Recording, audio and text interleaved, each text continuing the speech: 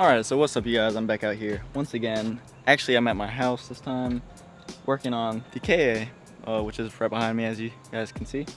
But basically in this video, I probably made the question and the Q&A video basically before this one, so you guys should know that the way I'm braking in my engine is I am basically, like the initial startup, I let it idle for operate up to operating temperature, then change the oil.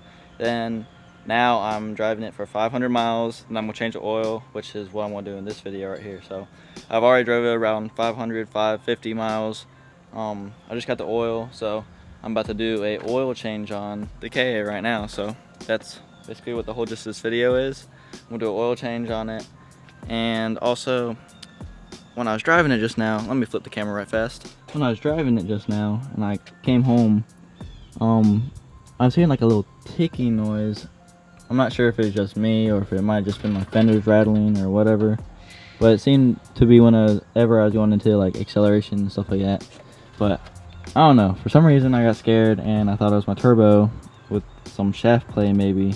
But after watching some videos of brand new like Garrett turbos and stuff, they come with like some shaft play but not a lot. So I'm actually starting to not be so scared about why it would be shaft play.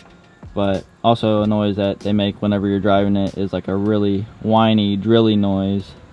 Like a drill that would be used by like a dentist or some crap. So yeah, this being my like first turbo car, it sort of like freaked me out a little bit and I was like starting to get scared. But I'm starting to not believe that it is the turbo, but a ticking noise. So I'm starting to believe that it might be a exhaust leak, which I actually do have like 2 exhaust leaks. I have one right here, but yeah, I have one exhaust leak which is down there. It's like right there in the corner of the manifold, and then I have one on the total opposite side on the bottom part, all the way down there. And I believe those are exhaust leaks. Jerry found the one that's down there, and then I sort of called this one right here in that area. So yeah. So I'm pretty sure that little ticky noise I heard was the exhaust leak and not really the shaft play. The shaft does play like a little bit, but it's nothing bad. So it doesn't hit this or anything or scrape. So it's still pretty scary. It scares me a little bit. Well, only time will tell. So if my turbo does blow, then I need to look into what caused this whole problem. But I'm probably gonna go over and check for any type of boost leaks or anything like that that would cause the turbo to like spool up sporadically and just, I don't know, like cause a shaft play and blow the turbo. But I'm pretty sure it's getting all the oil it needs. It's water cooled, should be running pretty straight. So I'm gonna go over that, I guess, and just check everything for that, but then ultimately begin to start the oil change on the 240. So yeah, I'm just going to get into that now.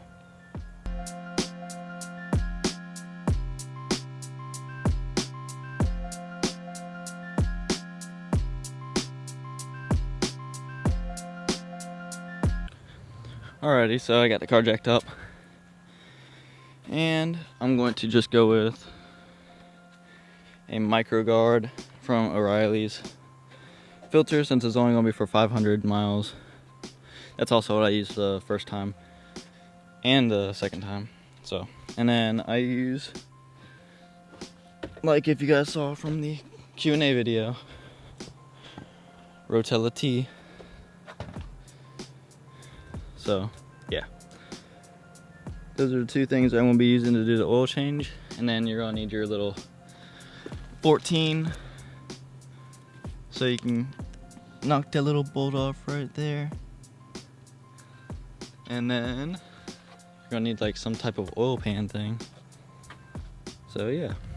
Oh, and also, I haven't really said anything about it on YouTube. If you guys are following on Instagram, you guys already know, and Snapchat maybe. But I got me a little sticker right here. Yeah, that's pretty cool. And I actually have other decal stickers, if you guys want to go check out the Instagram, you will see both of the stickers. You'll see, we don't really have this one. Jerry's girlfriend just bought like 3 of these for me, Chris, and Jerry.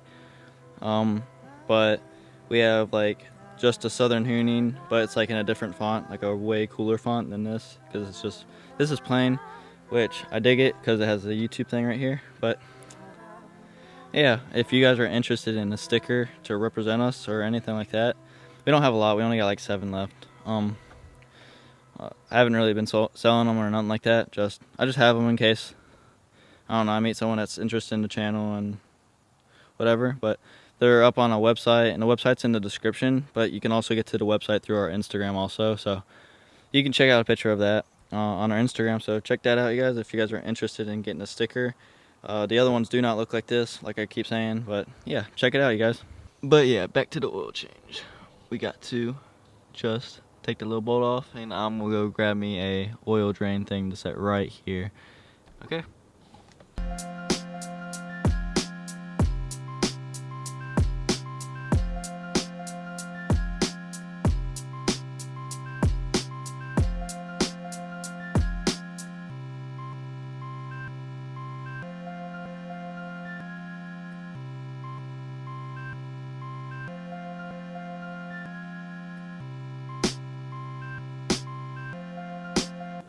Yay, for making a mess on my parents' driveway. Screw it.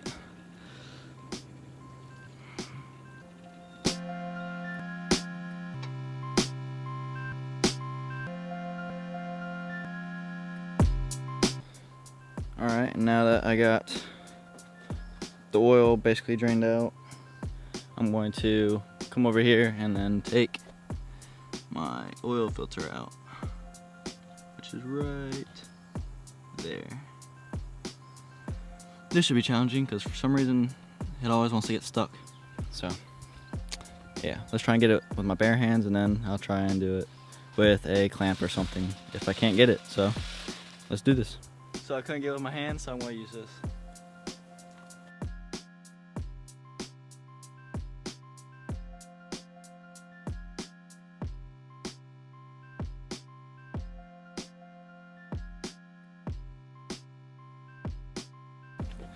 So the homie Mark said that when you get a new filter on a turbo vehicle, especially like 240 and stuff, since the oil comes from the oil sending unit, which is where this basically screws on, you want to prime your oil filter. So basically what I'm going to do is just pour this, it's not old oil, but the leftover oil from my last oil change, I'm going to pour it into this and just, I guess, swish it around a little bit, and then I will basically pour oil, rub it on this little seal right here nicely, and then I'll just screw it right back on there, and then your oil filter is changed.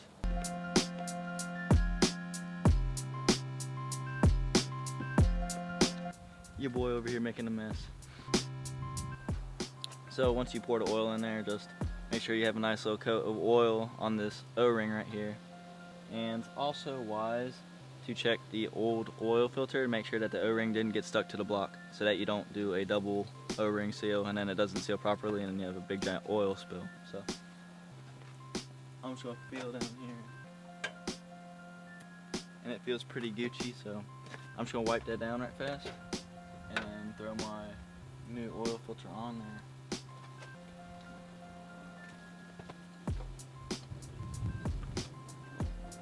And when you put your oil filter on there, you want to make sure it's hand tight also. Boom, then it's on there. Alright guys, and then once you get the oil filter up there, then you can plug up the bottom down here once you're pretty sure that most of the oil's out. And yeah, basically just wipe down that little hole right there and then plug it back up.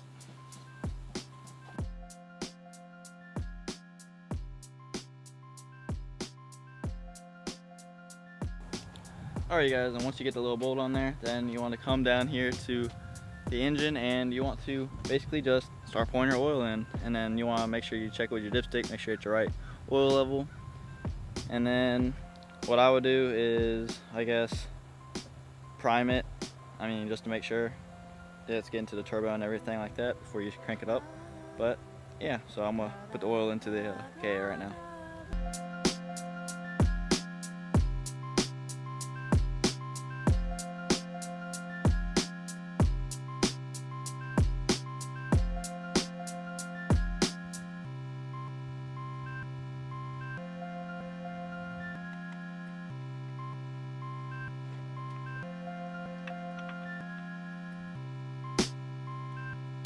Alright, now that I got the oil in there, I'm going to sit in my car and basically just turn my fuel pump off right fast. Right here. And then I'm going to prime it a little bit. Probably do this for like 10 seconds or 15 seconds maybe.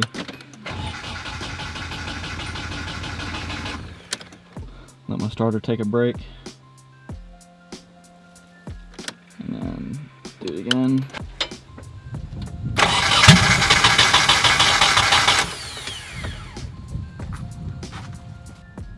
Now I just gotta put my mass airflow and my basically filter back on the turbo so it's able to start back up and run. So I'm gonna do that right fast.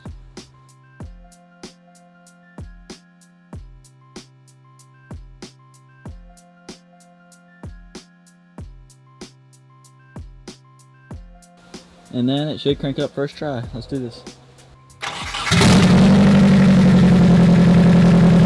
Alright you guys, so yeah, now I got the car back up and running, and as for that turbo shaft play problem that I guess I'm sort of scaring myself about, I guess I'll keep you guys updated. Seems to be running pretty fine. I was just listening to it while I was running and it sounds like it might be an exhaust leak instead, so I'm hoping it's that, because that's not that hard to fix. So yeah, if you guys enjoyed this video and me keeping you guys updated with the break-in process, like it's breaking in, I basically talked to Real Street Performance and stuff, like I told you guys in the Q&A most likely, and they said just let it idle up to operating temp that first time, change the oil, and then drive it. So, and a lot of people say drive it like you stole it, other people say baby it. I sort of want to believe that the rings break in within the first like idling up to operating temp. So that's personally what I'm doing with my KA. It's my car. If I blow it up, I blow it up. It's my fault. So but yeah, so but I had insight from Real Street and everything like that before I did what I did. So yeah, I'm not going crazy with it or nothing like that, like beating on it, like going up to 6 grand RPMs all the time or nothing like that. I don't think I ever really hit 6, so I just try and stay around 5 and below is good for me. So yeah, if you guys enjoyed this video, please do leave a like and subscribe. Liking helps us out a lot. It gets our videos out there if you guys want to keep supporting us. Also, the stickers, like I showed you guys before, that's like right there, Southern Hooning sticker. We can get more of these if you guys like these, but also go check out the other picture that's on our Instagram, which is in our description below, or yeah, below. So go check that out, guys, if you guys are interested in supporting us that way. But yeah, if you guys like this video, then please do like and subscribe. Let me just focus this back in because it's a pet peeve. But yeah, like and subscribe, and I guess we'll see you guys next time, you guys. So later.